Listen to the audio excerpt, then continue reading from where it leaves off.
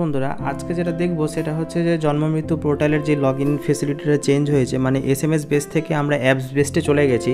সেই জিনিসটাকে আমরা আজকে রেজিস্টার করতে দেখব এবং সুবিধাও কিছু আছে আর বিশেষ কিছু অসুবিধাও আছে, সেই জিনিসগুলো আমরা দেখব আজকে। তো আমরা যদি লগইনে আমরা যদি রেজিস্টার্ড করে থাকি, মানে ওটিপি সিস্টেমে যদি লগইন করে থাকি, তাহলে কিন্তু ইন্টারফেসটা এরকমভাবে চেঞ্জ হয়ে যাচ্ছে।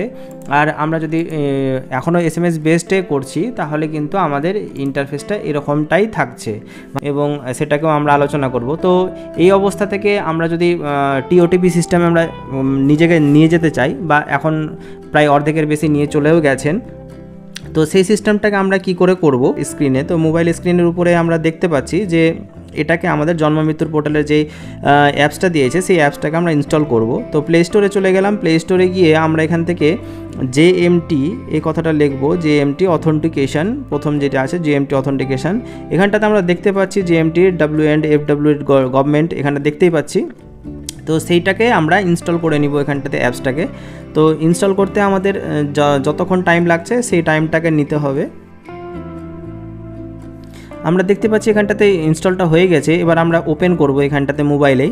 তো মোবাইলে ওপেন করার পরে সব কিছু অ্যালাউ রেজিস্টারটা করার জন্য আমাদের কি করতে হচ্ছে যে আমাদের এখানে যে লগইন আর ইউজার আইডি পাসওয়ার্ড, মানে আপনার ডিও হোক এসআর হোক, যেটাই লগইনে আপনি মোবাইলটাকে মানে অ্যাপসটাকে ইউজ করতে চান সেই লগইনটা দিতে হবে।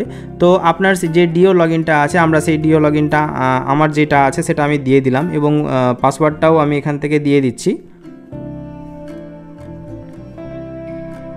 লগইনটা করব, সাবমিট করলেই আমার রেজিস্টার মোবাইলে ওটিপিটা চলে আসবে এবং সেই ওটিপিটা এখান থেকে আসার পরে আমি এটাকে কপি করতেও পারি, এখানে এসে পেস্ট করে দিলেও হবে।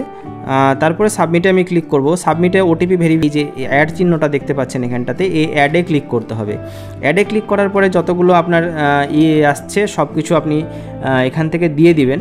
দিয়ে দেওয়ার পরে আপনাকে যেটা করতে হবে সেটা হচ্ছে যে লগইন করে নিলেন আপনার পোর্টালে যেটার সঙ্গে আপনি ডিও অথবা এসআরের সঙ্গে আপনি করতে চান।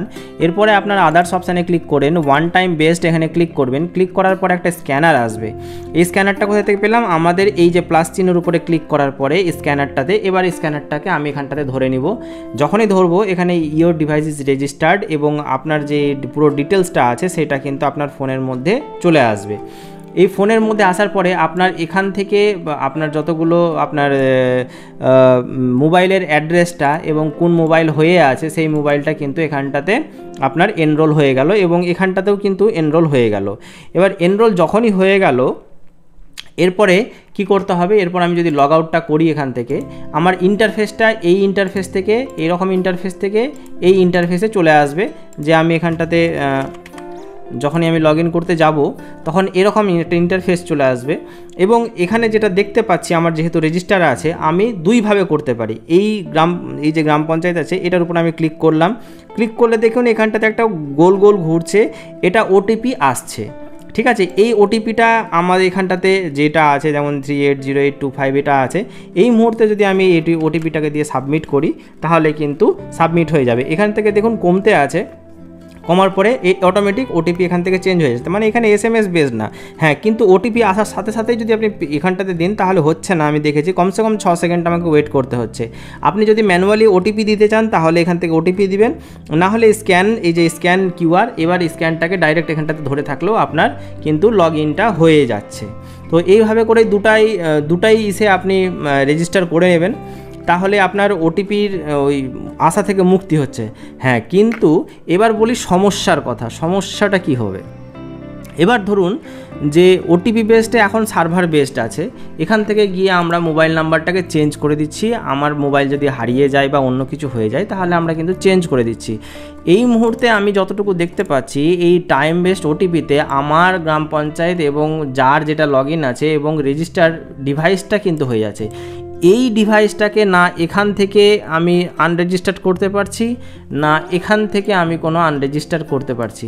তার মানে আমার মোবাইল যদি হারিয়ে যায় তাহলে কিন্তু আমার কোনো উপায় নাই আর লগইন করার জন্য।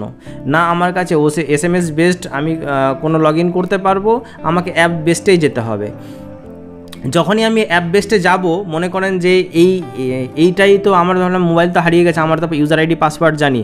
যখনই আমি আমি চেক করেও দেখেছি যে আমি যখনই এটাকে লগ আউট ফগ আউট করার চেষ্টা করার পরেও আমি যখন এটাকে ইনস্টল করে সেম লগ ইন দিয়ে ঢুকছি বা আমি এই স্ক্যানারে করার চেষ্টা করছি, তখন দেখাচ্ছে যে অলরেডি রিভাইজ রেজিস্টার। তার মানে যদি ফোনটা হারিয়ে যায় কোনো মতো করে, তাহলে কিন্তু লগ ইন করার আর কোনো উপায় থাকছে না, বা ফোন বন্ধ হয়ে গেল, খারাপ হয়ে গেল। তো আমি জানি না এর পরবর্তীতে আনরেজিস্টারের হয়তো এখানটাতে কোনো অপশান দিতেও পারে, বা ডিস্ট্রিক্টের ঊর্ধ্বতর কর্তৃপক্ষের সঙ্গেও যুক্ত হয়েও এটা হয়তো করতে পারে বা জানাতে পারে। এটাই একটা ড্রব্যাক লেগেছে, বাদবাকি এমনি সব ঠিক আছে। আশা করি বুঝতে পেরেছেন। না বুঝতে পারলে অবশ্যই কমেন্ট করবেন। আজকের জন্য ধন্যবাদ।